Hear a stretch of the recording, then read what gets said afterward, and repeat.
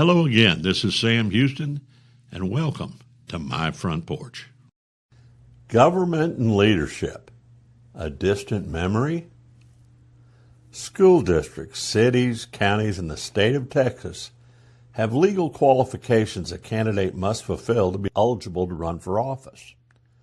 Candidates for the school board and city council have already declared their intentions, and soon officials seeking county and statewide offices will be filing their paperwork. I only wish that leadership were one of those legal requirements. The election season has begun. Lord, have mercy on us all. My namesake, General Sam Houston, had as much leadership ability as any man to ever grace our great state of Texas. On the battlefield of San Jacinto, he was front and center of his troops while leading his men on horseback. Being one of the very few soldiers in the line who were mounted, he stood out like a firework in the sky and was an easy mark for the Mexican sharpshooters. On that day, General Sam was shot off 3 horses during the battle, which lasted only 22 minutes.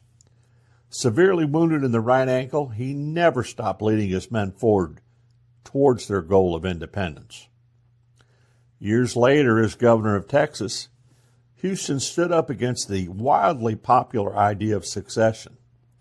Though his stance was highly controversial and caused a great deal of disdain, even leading to threats on his life, he campaigned throughout our great state, attempting to convince the electorate that fighting a civil war against the United States would do nothing but empty the state treasury and destroy the very flower of Texas youth.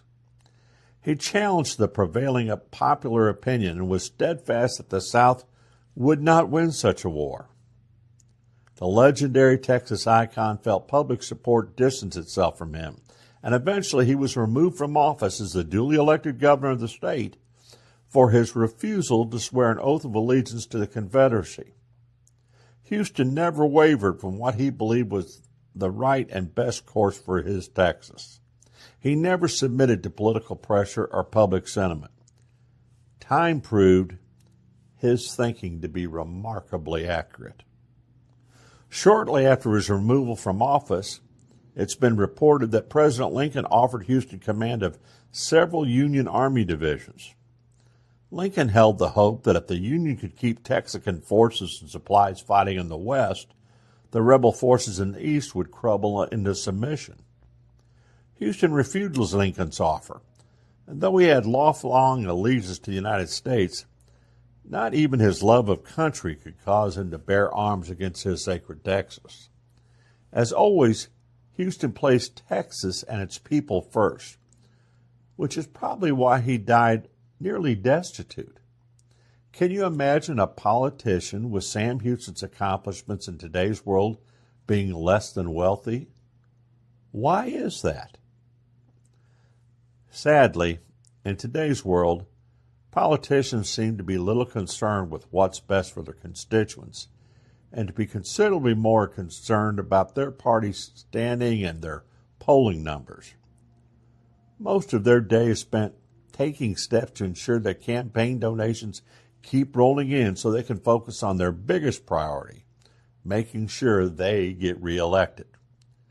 Politicians fail to recognize that leadership has little to do with popularity.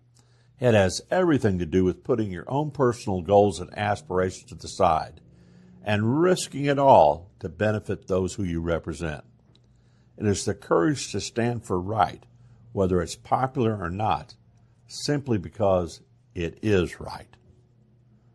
Where are the young leaders, the inspirational leaders who have vision for the future?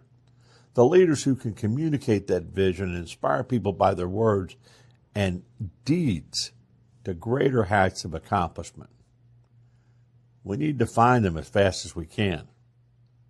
I wish I knew where to look. They seem to be very few and far between.